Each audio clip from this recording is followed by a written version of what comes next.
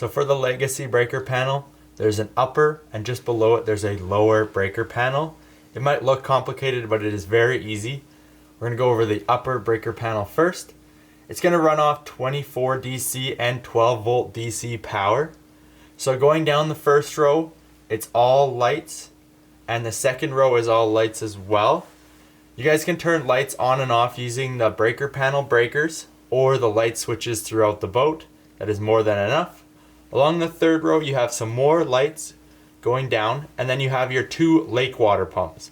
The lake water pumps, those need to be off whenever you are driving the boat, just so that you don't suck up any air into your lake water pump.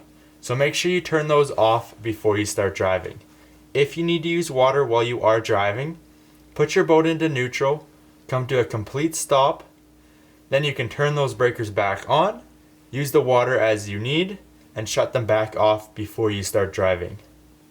Along the fourth row of breakers, you have panel lights, which are the helpful lights that light up the breakers.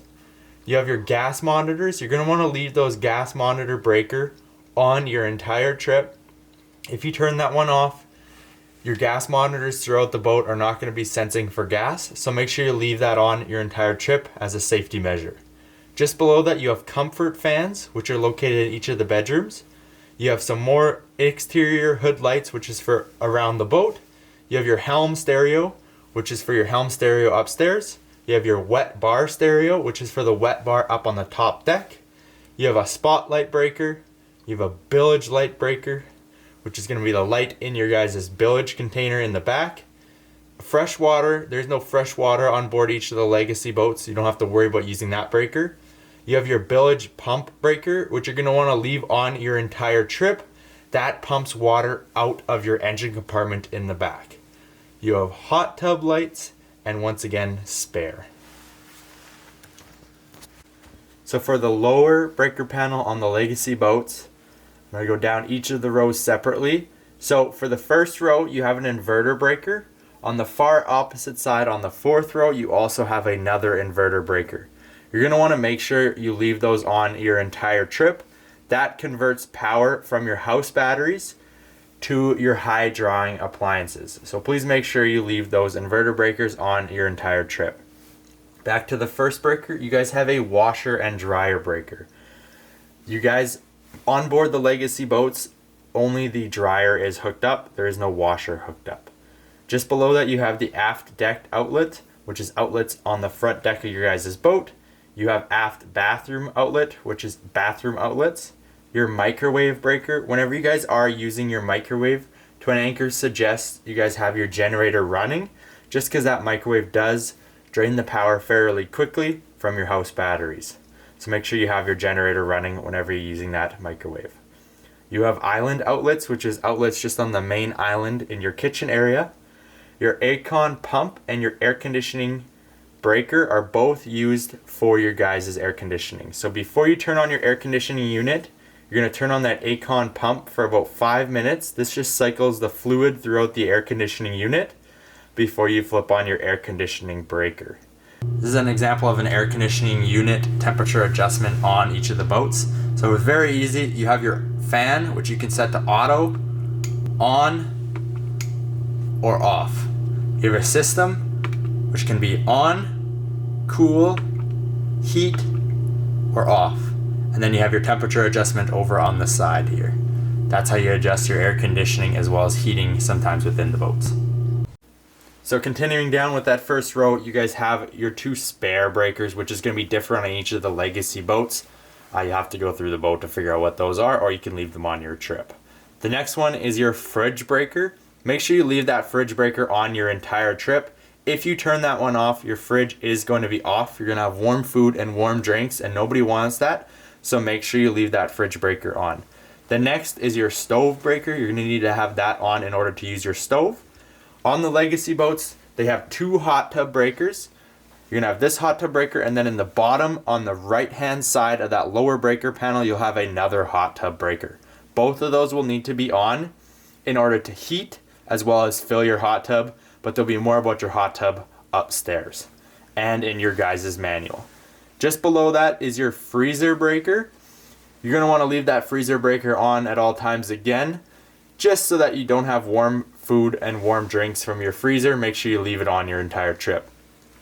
The AC blower is going to run with your guys' air conditioning unit. You're going to turn that one on as well 5 minutes before you start up your AC unit. Any breaker labeled leave on, you're going to want to leave on your entire trip. Do not turn those two breakers off. Wet bar fridge is for the wet bar fridge up on your top deck. Along the third row of breakers, you have a satellite dome light, which is upstairs. You have a salon outlet for your upstairs salon area. You have another spare. Your sat breaker is for your satellite TV. It's going to get the satellite dome upstairs turned on so you're able to run satellite TV throughout the boat. You have another spare breaker. Your water heater breaker, you're going to want to leave that on your entire trip. If you guys turn that one off, you're not going to have any warm water running from any of your taps. So make sure you leave that on your entire trip. If for some reason you guys do not have hot water running from any of your taps, turn that breaker off.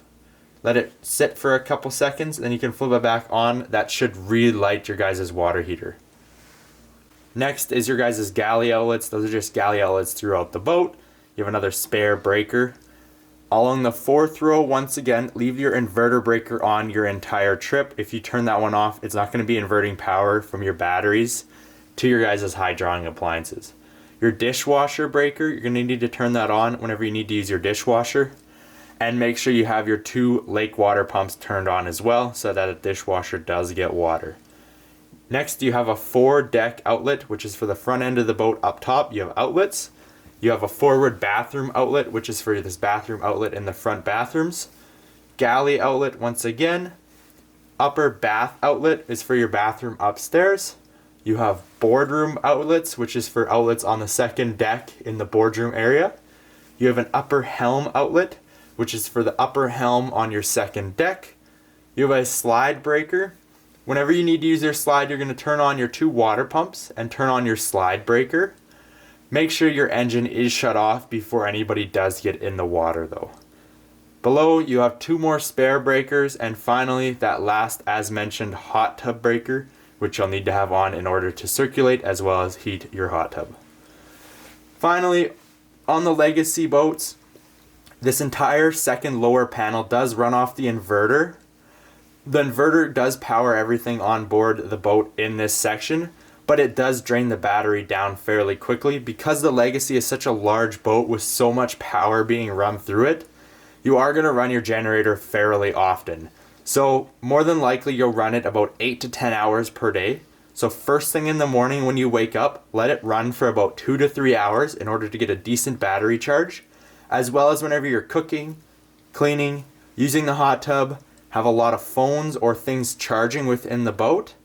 Or if you ever walk by and see your battery voltage getting low, so in and around 12 volts, you're going to want to fire up that generator and let it run for about 2 to 3 hours.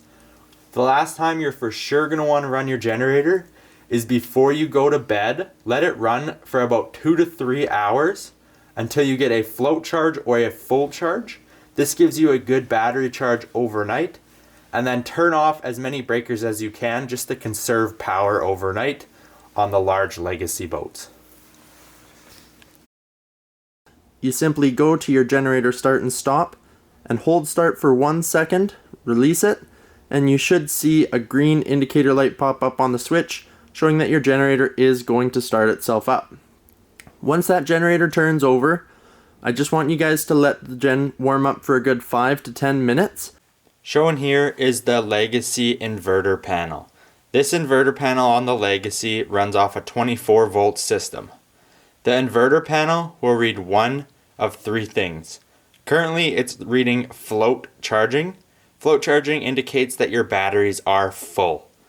This is going to occur when you guys have run your generator for a certain amount of time and the batteries have fully charged up. The other things it's going to read is bulk charging. Bulk charging means your batteries are slowly charging up. It's going to happen when you guys are running the generator and still using power throughout the boat. It's just going to take time to slowly charge up the batteries. And lastly, it's going to say inverting. It will say inverting when the generator is not on, your boat is not charging. It's just inverting power from your guys' batteries on board to your lights, appliances, and other stuff throughout the boat.